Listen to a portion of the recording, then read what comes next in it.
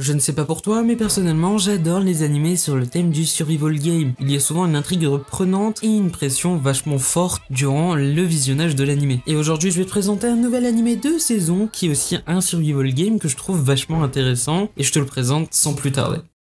Eh bien salut à tous, c'est Goten, j'espère que vous allez bien, en tout cas moi ça va nickel. Aujourd'hui on se retrouve pour une nouvelle vidéo où je vais te présenter tout simplement l'animé Battle in 5 Seconds. L'histoire nous entraîne aux côtés d'Akira, un petit génie qui en plus d'avoir une réputation de geek à gogo, vit une vie seule et malheureusement désordonnée. Alors qu'il était en train de jouer comme d'habitude à son jeu dans la rue, un mec ou un monstre, on ne sait même pas ce que c'est vraiment, géant, qui possède une force surhumaine, vient vers lui pour essayer de l'attaquer. Bon, Akira, pro de Kung Fu, réussit à l'esquiver. C'est faux, il est pas pro de Kung Fu, mais tu m'as compris. Il prend la fuite et tente de trouver une stratégie pour échapper à cette étrange personne. Alors qu'il avait réussi à vaincre ce monstre grâce à son sens du stratège, une fille se présente alors face à lui sous le nom de Mion. Elle lui dit qu'il a perdu et tire sur Akira en transformant son bras en canon. À son réveil, Akira est totalement soigné, mais se retrouve avec de nombreuses personnes autour de lui. C'est là que arrive Mion qui leur explique tout simplement qu'ils ont été choisis pour participer à des programmes. De plus, les personnes présentes ont obtenu des pouvoirs spéciaux et chacune d'elles sera la seule à avoir connaissance de la spécification de celui-ci. Akira hérite du pouvoir du sophiste, son pouvoir est celui dont son adversaire lui en croit doté. Par exemple, si son adversaire pense que Akira a le pouvoir de transformer son bras en canon, alors Akira obtiendra ce pouvoir. On va donc suivre les aventures d'Akira qui devra se battre et surtout gagner pour survivre. Bon, tout d'abord, tenez compte que je n'ai regardé que les 6 premiers épisodes déjà sortis, donc mon avis ne me basera que sur eux, car on n'est pas à l'abri que certains défauts ou certaines qualités changent à l'avenir. Franchement, c'est déjà 6 épisodes de sortie et c'est déjà 6 épisodes où je prends mon pied. Faut dire qu'on est vite lancé dans le grand bain avec un maximum d'action. Le tout avec un rythme assez rapide qui nous fait pas lâcher non plus le fil de l'histoire pour autant. Parlons aussi des char design des personnages que personnellement j'ai pas mal aimé. Ça a un côté un petit peu rétro, genre année 2010, mais en même temps ça a quand même une touche d'aujourd'hui. C'est vrai que c'est assez particulier, tout comme la colorimétrie qui est également assez spéciale, mais qui m'a plu de mon côté, car je trouve que ça change quand même des animés récents qu'on a l'habitude de voir. Mais faut dire que de ce que j'ai vu, c'est vrai que les char design sont assez différents du manga, mais pour autant je trouve qu'ils passent bien. Et après, l'animation sur les combats est plutôt bonne et fait plaisir aux yeux, et même la 3D qui apparaît un peu plus tard est loin d'être moche. En parlant de l'animation, parlons des studios à la baguette quand même de cet animé, qui sont Synergy SCP et Vega Entertainment pour la 2D, et Studio E4 pour la 3D. Bon, pour Synergy SCP, c'est un studio qui a quand même participé à l'animation de Beyblade, Metal Fusion, donc voilà, un petit truc qui a bercé mon enfance, donc c'est quand même un gage de qualité. Pour Vega Entertainment par contre, c'est un studio vraiment très peu connu qui n'a pas vraiment fait beaucoup d'animés, c'est un peu mon point d'interrogation. Et pour le studio E4, ils ont déjà fait de la 3D pour le fameux détective Conan, donc c'est plutôt une valeur sûre. Pour en revenir à l'histoire, j'ai d'ailleurs apprécié la tournure des derniers épisodes, qui mettent en avant l'humanité de certains personnages et qui confrontent à la réalité que tous peuvent être impliqués dans ces programmes, même des gens plus jeunes que Akira. Et d'un côté, t'as aussi un groupe un peu de tarés qui s'amusent avec la vie humaine et tuent sans aucune compassion, et c'est là que tu vois vraiment la différence entre les différents personnages, et c'est là que tu te rends compte que dans le fond en fait les programmes ne sont pas vraiment mortels jusque là, et c'est en vérité plus les personnages qui s'entretuent car ils en ont juste la possibilité. En parlant d'Akira, je trouve que c'est un main caractère très intéressant, il renferme encore bien des secrets qui ne nous ont pas encore été dévoilés, j'espère qu'on aura le droit à un développement, car à part au début où on le voit seul, on n'en sait pas vraiment plus sur son passé, à contrario de Yuri qui elle a eu le droit à un flashback, mais je vais y revenir sur elle après. D'ailleurs Yuri est un personnage à qui il se dévoile un peu plus, à voir ce que cela donnera. Pour le personnage de Yuri qui a eu le droit à un léger flashback comme je te l'ai dit de son passé, c'est